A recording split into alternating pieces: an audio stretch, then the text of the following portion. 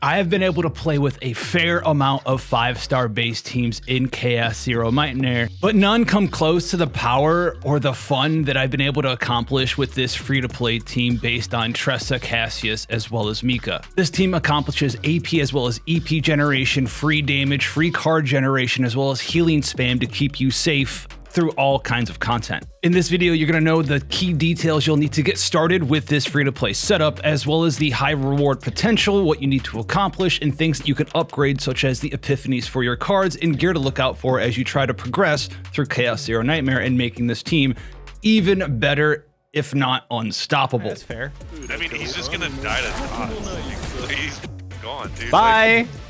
Like, yeah, he's just gonna. Oh my god, dude.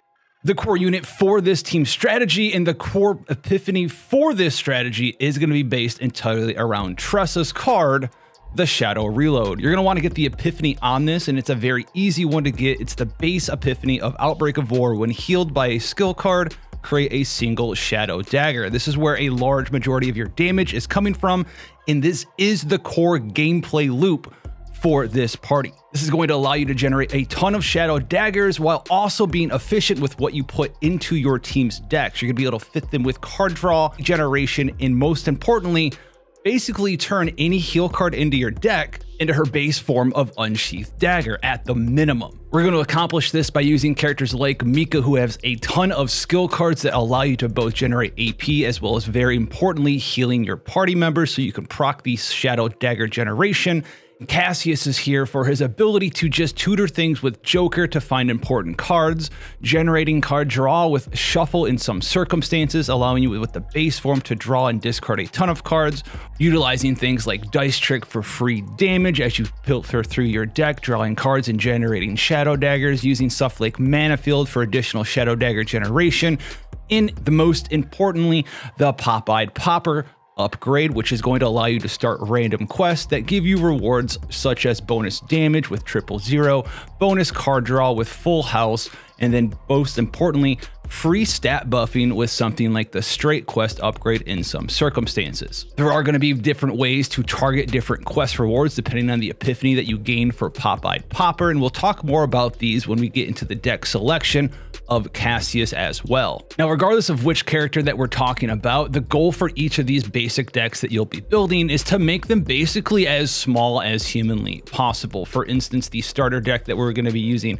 for Tressa, you're basically focusing on getting at least one single Outbreak of War for Shadow Reload so you can start generating Shadow Daggers with your Tressa team. If you want to take this to the next level and you really want to go in and grind out a little bit of chaos, what you need to do is not just get this Outbreak of War Shadow Reload, but also when you defeat your little chaos incursion, you're going to want to try to duplicate it so you can have 2 Shadow Reloads, which allows you to just turn 1, cast both of these, and for the rest of the battle, the rest of the encounter, every heal you're going to be doing will generate 2 Shadow Daggers for you. Really, all you'd want to have access to in your deck is as many Shadow Reloads as possible, but we're going to start with 1 to 2 here, and that's your goal and intent when building a deck for Tressa for this team. When it comes to putting together your first Mika deck, this one's pretty simple. You just want to remove as many of the attacking cards as you possibly can. If you're left with something even like this, it's going to be okay. She's really here for using her Source of Water skill,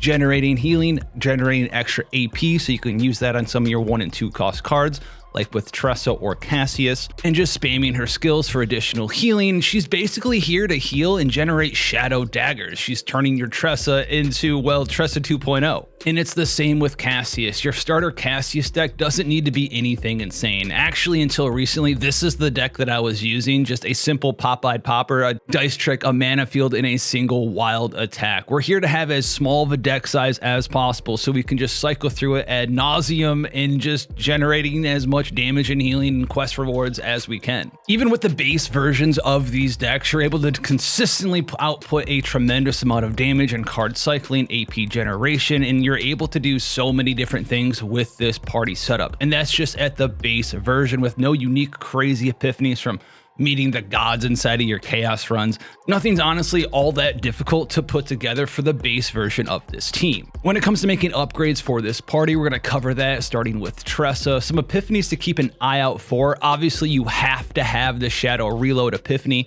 of Outbreak of War to heal and generate a Shadow Dagger. The other ones to keep an eye out for honestly don't really change things all that much. There is some upgrades for Shadow Dagger, Unsheathed Dagger itself, that allow you to either make 2 Shadow Daggers for free or exhaust and make additional Shadow Daggers, which could be powerful in this team composition as it just is an exhaust card and allows your deck to be even smaller during combat, which allows you to cycle your deck even more than you do at the base level. But all in all, none of these are game-breaking upgrades for this team. Another nice one is going to be for the Curse card to allow the Agony to apply AoE in certain circumstances, which is very nice, and it also applies to any cards used, not just attack cards, which is why this is a pretty nice Epiphany to pick up. You also have the ability to allow Curse to last for 2 turns, as you're able to cycle through and do a bunch of stuff and maintain your heals up in this party, allowing you to apply Agony over multiple turns by spam cycling all of your skills and all of your decks. Makes this a very nice Epiphany to pick up. For Mika herself, there are a couple of Source of Water Epiphanies that are pretty good. One of the coolest ones here is actually the Source of Water one that makes it cost 1 more, but if you do recover during the turn of HP, it's going to reduce itself back down to 0. And in this deck, well, every card basically is allowing you to heal, so this Source of Water becomes pay 0, heal, gain 2 AP, which is absolutely busted. And once again, it's not necessary, it's just a way for you to upgrade this deck. Another powerful one is an Epiphany for Blessing of the Waves that allows you to shield equivalent to the amount of bonus HP that you're over healing for. There's so many healing cards in this deck because you're running double supports that are the controller class. You don't really have a lot of ways in these character decks to shield, and this is an Epiphany card that allows you to do so. You can also get a nice Whirlpool Epiphany, which makes it cost 1 and then gains you wave stacks equivalent to the amount of enemies that you hit. As this is an AoE in multiple situations, 3 or more, 2 or more, you can gain 2 to 3 waves,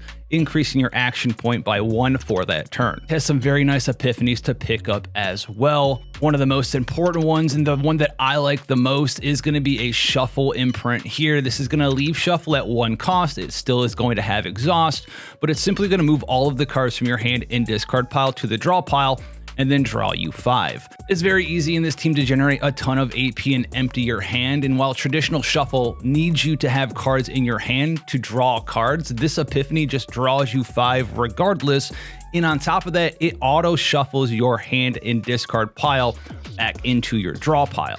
So you can possibly reuse some of the most important cards in your deck because your deck size is so low. Another one that's pretty good for Shuffle is one that gives it Exhaust 2, so you can use it multiple times during the battle, and it still retains its basic effect of discarding your hand and drawing as many number of cards as you discarded, which you can combine with the ability for you to generate multiple Shadow Daggers, discard them temporarily, you will draw them later possibly, but turn them into real cards that, well, in this team are probably healing cards to regenerate extra Shadow Daggers, AP generation, quest rewards, anything that you can possibly put your mind to.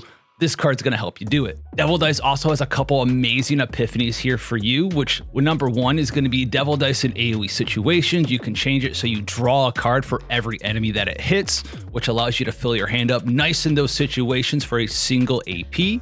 You also have this version of the Devil Dice, which draws 2 and discards 2, so you can filter down deeper, maybe discard a card you don't need to use anymore, discard a Shadow Dagger, and generate some other Shadow Daggers with the cards you draw, allowing this to be a very nice Epiphany to use on Cassius here too. But my personal favorite one is this Devil Dice with Retrieve 3. This simply does damage the same as a default Devil Dice and draws a card, but it has Retrieve 3, allowing you to use it 3 times before it goes to the graveyard. And a lot of the times you're going to be running out of cards to play to generate more Shadow Daggers, and Devil Dice is a very simple way to turn AP into extra cards with this Epiphany. And last but definitely not least is the Epiphanies for his upgrade quest, the Pop-Eyed Popper. There are several good ones here for you to pick. You can have one with Outbreak of War and making it cost 0, as this is part of the core gameplay loop of this team composition.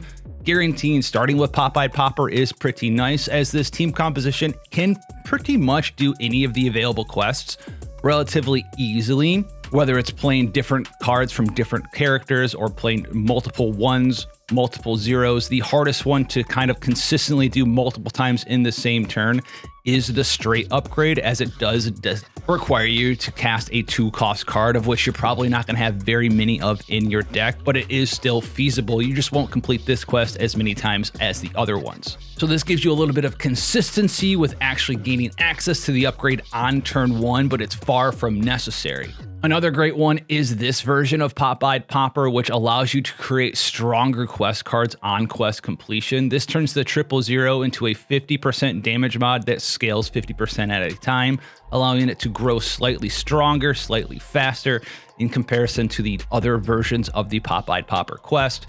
111 is going to be a larger damage and larger heal. The straight is going to give you 3 stacks of morale, resolution, and fortitude. And then finally, Full House itself changes to no longer have ephemeral, but actually have retain instead. This one I don't really care too much about, but it does allow you to have a little bit of flexibility in saving them for future turns, so you can have even larger combo generation style one-shot teams. Lastly, the Full House upgrade is going to gain retain and lose ephemeral. It doesn't typically matter too much in this team, as well, just drawing a card typically is going to draw you a 0 or a 1-cost card that's going to generate additional shadow daggers anyway. And there's not very many reasons that you want to have retain on this in this team composition. The Pop-Eyed Popper upgrade that replaces the quest with another random quest sounds weird, but it also is pretty decent at the same time. When you complete a quest, it's going to replace it with a different quest. Traditionally with Cassius, once you use Pop-Eyed Popper, it will set you on a quest and you will only be on that quest. If you get 000, you will be trying to just do 000s, 111s, just 111s. What this does is it allows you to gain benefit from going through multiple different quests and gaining access to all of the different quest rewards, as you are going to be able to run into situations where you have a bunch of ones that generate a bunch of 0 shadow daggers, and those 0 shadow daggers will then help you complete the 000 quest, and then you'll be able to use the Full House quest when that procs and use a Mika skill, a Cassius skill, and one of the shadow daggers you generated from Tressa to be able to draw an additional card and sit you on a different quest. Basically, this upgrade is going to allow you flexibility to use the cards that you have to generate multiple different kind of quest rewards. And it's actually one of the coolest things to have access to when you first put this team together, because your deck size isn't going to be as small as possible. You're still going to have some 2 costs in your decks, and this is going to allow you to generate multiple different quest rewards. The final one here is going to be the Pop-Eyed Popper, where you choose what quest to begin. Once you have consolidated your team together, you can utilize this one, and you're basically just going to be choosing either 000 or 111. You'll be able to spam out so many zeros with the shadow daggers that you'll be able to mass complete this quest over and over and over, which synergizes very well with the actual quest reward here of 000, which gains 40% damage multiplier equal to the number of attack cards played this turn. Well, you're generating so many different shadow daggers and so many 000 quest attack rewards that you're basically able to get this thing up to 700 and 800% damage multiplier pretty easily. And you're able to generate 3, 4, 5, 6 of the 000s, all at 700 to 800% damage multiplier within a single turn, making it one of the most offensive quest rewards that you can gain access to. And if you want to be that offensive, then this is the Pop-Eyed Popper upgrade I would suggest for you to try to pick up. When it comes to equipment for your save data, honestly, at the start, it doesn't really matter all that much. As you can see, just anything that you pick up is going to find a use for you there. Bonus tenacity, bonus healing, bonus damage. They're all going to be relevant in some situations. Ones to keep your eye out for, though, because this team has no real shielding, is the ability for different pieces of gear to give shielding at a fixed rate, whether it's something like the reinforced combat suit, giving shielding at the end of the turn if you have no shield gain, or something as simple as the absolute zero tetrahedron that just starts the battle with additional shielding. Look for the basic ones as you're putting this team together. Absolutely do not fret over the different kinds of equipment you can put on there. Really, the main thing that you're focusing on when building save data for this team composition is the cards and the epiphanies in the deck size that you have for each of your characters. Make them as small and focused as you can. When taking a look at partners, for Tressa being the class that she is, well, there's not very many options for her. You have the 4-star of Eloise, which is pretty decent. It's going to give her a little bit of bonus damage You can also use the ego skill to weaken a random enemy. For the longest time, well, you'll be stuck probably with Zatera to just give you a little bit of extra shielding, which is actually kind of fine in this party because we just talked about how little shielding opportunities we have with the character's structure that we're using. But if you have either of the 5-star partners too for Tressa, those are going to be infinitely better than anything else you can put on her. If you've been paying attention, both Mika as well as Cassius are control characters, and so they will both be sharing access to the same amount of partners. Alyssa's pretty decent here. It's going to increase your defense, which increases the heals that you do recover, because defense is the scaling stat for heals in this game. And then you also have the very important ego skill here, heal 100% and increase your morale by 1 turn. Here's a small little tip. Basically, all of these different ego skills are counted as skills in Chaos Zero Nightmare. And yes, that means that if you have the Epiphany for Shadow Dagger with the Outbreak of War of when healed by a skill card, create a Shadow Dagger, it does actually work with all of the different EP controller options that heal you for 2 to 3 EP each, which basically turns all of the 2 to 3 EP costing control support cards into a better version of Tressa's actual ego skill, which costs 5 normally to create 2 Shadow Daggers. Something like Yvonne with 2 EP to heal 100 and 1 Fortitude can generate Shadow Daggers for you and is worthwhile in this party. So Alyssa as a 4-star option just kind of gets even better than she was before. You also have the other option of Arwen, which is crazy good, which is going to give you damage reduction or big hits against multiple enemies. And she also has the ego skill that costs 3 EP for a slightly larger heal and also gives damage reduction 1 stack to the party as well. So if you don't have any of the 5-star partners, don't worry, none of them are required for this team. When looking at memory fragments, honestly, the only one that matters too much is just getting some of the set bonuses together for Tressa. The main one you're going to be looking for is the 4-piece offering of the Void set, giving you 15% Void card damage anytime a card is exhausted. Other ones to look out for is the Cursed Corpse set, which is going to give you an extra 10% damage against enemies inflicted with Agony, which is something you'll be doing constantly as you're generating Shadow Daggers on Tressa, or something like the simple 2-piece Blackwing set for 12% attack bonus. If you want to min-max someone like Cassius, you can put some of the 2-piece bonuses like the Cursed Corpse set, giving 10% damage bonus to people with Agony, or the Blackwing set for 12% attack. Something like the 2-piece set for Executioner's Tool set later on to increase your crit damage is something you could look forward to once you have proper crit rate increases, or even something like the Instinct damage if your hand has 4 or more cards, where you can fill your hand with a ton of Shadow Daggers, drop all the cards with Cassius, and then use the Shadow Daggers afterwards. And Mika's not too difficult to put together either if you want to focus on getting something together for her, something simple like Healer's Journey for extra HP, or the Tetris set for extra defense is totally fine for right now. Together, this team composition is just super fun to play and allows you to do, well, just every piece of content so far pretty easily. There are a couple of things to keep your eye out for, as this team does like to use many different cards during the same turn, 20, 30, 40, 50 cards. Enemies who punish you every single time you play a card is something you should probably avoid, so keep your eye out for that. With that being said, I'm going to showcase just a little bit of us putting this deck together inside of a Chaos run. Don't worry, don't fret if you can't get the exact same thing. Trust me, I don't have the best thing on everyone inside one single Chaos run either.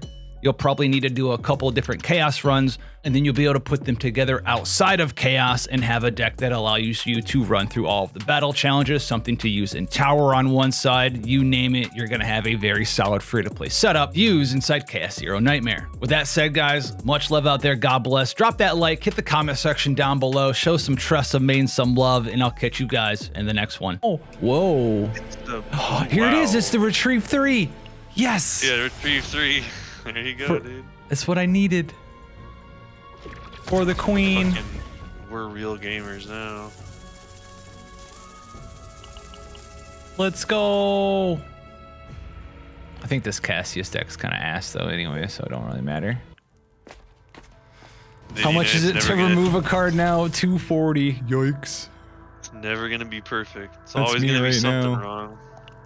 Oh no, I'll just have to get a different Cassius deck. That's all. But that's the thing we were talking about. I mean,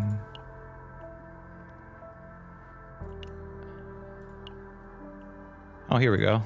A little fixed shield for us there. All right. All right, hopefully I don't die to mom bug.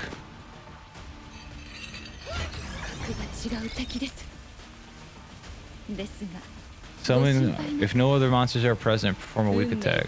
Okay. So like, I need to kill the other monsters?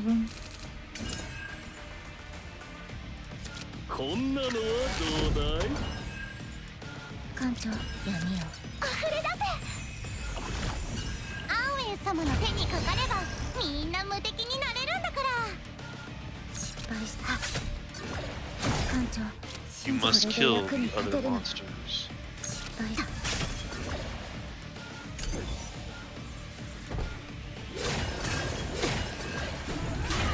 Damn, bro. Can y'all not just mono attack every turn? That'd be cool. Oh, you guys are shitheads, man.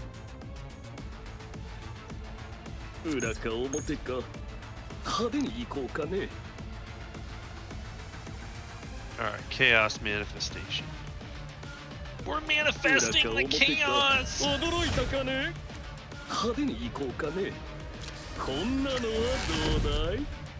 Bro, playing games causes problems in your social life. It really do. So what's the wheel, like what's weak to passion? Like, I'm guessing Pokemon logic. for sure. I need to get 2 EP. Oh, I'll get it when I draw her bullshit. Yeah, you do damage and garbage, bro. Shut the fuck up. Oh.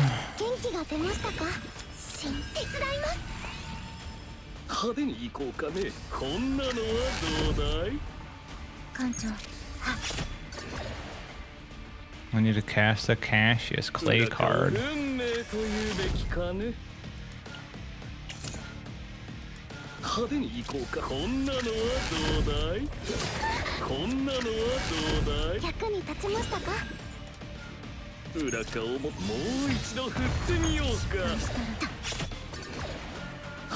Oh, so his weakness is passion. Not showing me the weakness. Oh wait, So is there one that's weakness blade? Yo, is this busted? Oh, this one. Yo, did I break it? I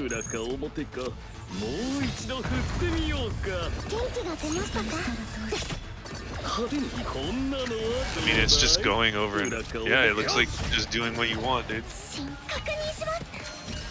You've created the gamer, dude.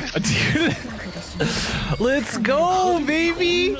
I need. There's the double dice. There you go. All right, and now I need to shuffle. There's no cards to shuffle. Let's say I hope you're streaming, or I hope you're. I'm recording it. Yeah. I was gonna say you could just put it in the background and be like, "Look what I did." I need to cast a Mika card. I can't. Okay. That's fair. I mean, he's just gonna die to dots. He's fucking gone, dude. Bye. Like, yeah, he's just gonna fucking. Oh my god, dude. See ya. That's so dumb. Bro, did I break it? You fucking did for a second, yeah. Well, we ain't done.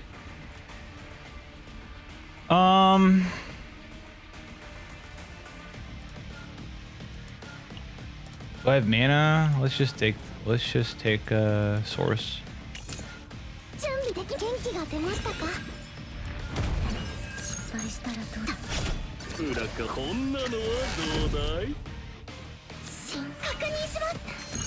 She doesn't shoot. I'm gonna run this through. She doesn't fucking shield. I don't know how this fucking team is gonna work at all. Bro, no one knows. Oh, it's dead. Alright, bye. Bro, what the You thought it was over. Achievement. I'll decide the end. Is this small? Is this for just auto locking them? Oh yeah, source of water. Yeah, we'll lock that in there for her. Whatever's a base one, I don't care. Oh wow.